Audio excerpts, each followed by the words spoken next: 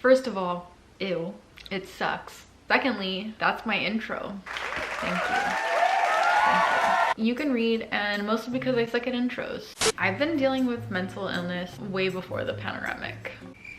Yeah, maybe this is new to you, or you're like me and it's become your personality trait at this point. Whatever the case is, I'm here as your bestie to let you know that it's okay and you're not crazy while everyone else is normal. Everyone experiences it at different levels at some point in their life because it's actually a physiological response. A psychological, physiological. You know, it's a natural response for your body to do. Because I'm about to slightly get into the science of anxiety, and if you just want to skip straight to the nitty-gritty, go ahead and go down to the timestamp. But if you're anything like me, an overthinker, then I don't know, science and thinking from a logical perspective is strangely comforting. So this psychological response is our body's way of trying to protect us from this perceived threat. Back in the primal days, the threat was more like, you know, like a predator trying to like eat your face off or something like that. But now it's actually just in our own minds. Though our problems have evolved, our psychological responses haven't. Our body still wants to protect us even if the threat is a fragment of our imagination and not an actual beast, you know, trying to like just eat your face and devour you and feed it to their family. So you're telling me that if I stop thinking about what I'm thinking about and like change my thought patterns or whatever, then I won't feel anxious anymore? Yes, but mostly no. It's not that easy to change your thoughts. It's just not. If you've ever tried to just like stop thinking about something, like if I were to tell you stop thinking about oranges, but now you're not gonna be able to stop thinking about it. So at least for me, the more I tried to distract myself or resist thinking about how I felt, the more I feel like it gave it power and the more anxious I felt. Oh, yeah. The number one holy grail has been diaphragmatic breathing. So breathing from the stomach. You can do it with me. We're just gonna do one round. You're gonna place one hand on your belly, one hand on your chest. You're gonna inhale for 4 seconds. You're gonna hold for 2, exhale for 8, and it's all gonna be through your nose. As you inhale, you want to expand at the belly. So you're gonna take a deep breath in, close your eyes, do it with me. Expanding from the belly to the chest, hold for 2.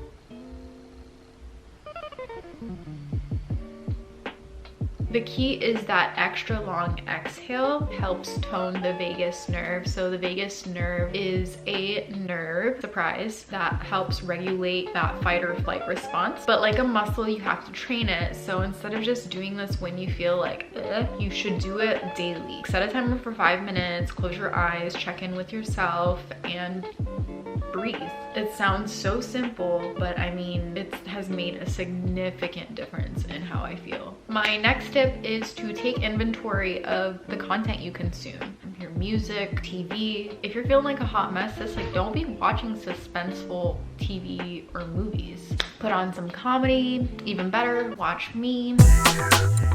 No! God, please, no! Next is to eat healthy and eat at regular times. Processed foods have a tendency to honestly just not benefit you in most aspects of life, but also spike up your blood sugar. And I feel keeping my blood sugar more stable is very important for me to not feel as anxious. When you eat things that are very high sugar, then your blood sugar spikes and then you may feel jittery. And also when you don't eat regularly enough as well, if you're going way too long between feedings, why do I say feedings like we're animals? Between meals, then you have this dip, this crash in blood sugar, and you also get jittery as well. So just eating at regular times, I would say for me, eating something at least every 3, pushing it every 4 hours just helps keep my blood sugar stable. My next tip is to exercise. Bonus if you go outside. You don't have to do anything crazy. It's not about pushing yourself to the max or anything like that. It's more so like just to get your body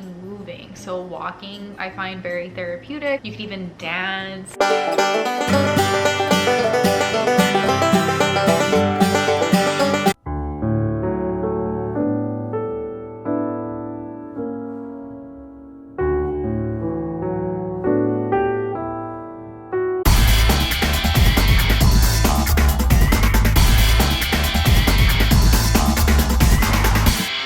with it. There's really no right or wrong, just move your body. Last but not least, please tell me why people say last but not least when it's actually the last but not least.